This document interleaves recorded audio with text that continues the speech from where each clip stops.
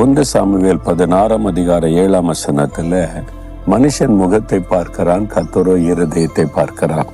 நம்ம ஒரு ஆளுடைய முகத்தை தான் பார்ப்போம், ஆனா அவருடைய இருதயத்தில் என்ன இருக்குன்னு தெரியுமா? ஆண்டவர் இருதயத்தை அறிந்தவர். மனுஷருடைய உள்ளத்தில் இருப்பதை இயேசு அறிந்திருந்தார் அப்படின்னு வேதத்தில் இருக்கிறாரு. ஒரு மனிதனை பார்த்த உடனே கபடில்லாத இருதயமா, சூதுவாத உள்ள இருதயமா, பொறாமை நிறைஞ்சிருக்கா, இச்சை இருக்குதா, எல்லாத்தையும் இயேசுக்கு தெரியும். நம்முடைய சிந்தனைகளை கூட தூரத்திலிருந்து அறிகிறவர். நம்முடைய இருதயத்தில் இருக்கிறதை அவர் அறிவார். சில இடத்துல ஜெபிக்க வருவாங்க, ஒரு பிரச்சனை சொல்லுவாங்க, இதுதான். அப்ப ஆவியான சொல்லுவார், இது அவனுடைய ரியல் ப்ராப்ளம் கிடையாது மகனே, உங்ககிட்ட மறைக்கிறாங்க, அவங்க சொல்றது வேற, இதுதான் உண்மை.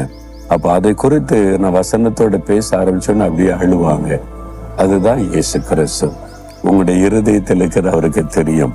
வெளியில சந்தோஷமா இருக்கிறீங்க, உள்ளுக்குள்ள போராட்டம், வருத்தம், காயங்கள், கசப்பு, வேதனை, ஏன் வாழன்ற சிந்தனை கலங்குறீங்களா?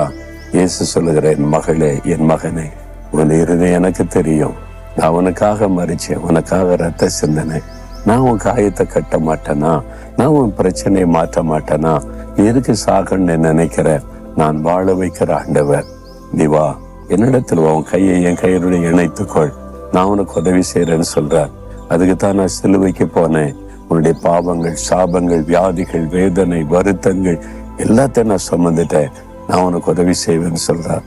அவருடைய கரத்துல உங்க கரத்தை கொடுக்குறீங்களா?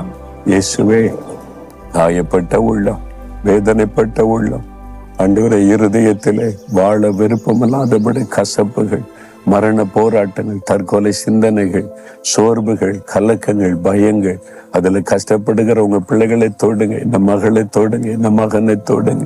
இன்றைக்கு அவருடைய இருதயத்தில் இப்பொழுதே ஒரு மாற்றம், விடுதலை உண்டாகி மன மகிழ்ச்சி வரட்டும்.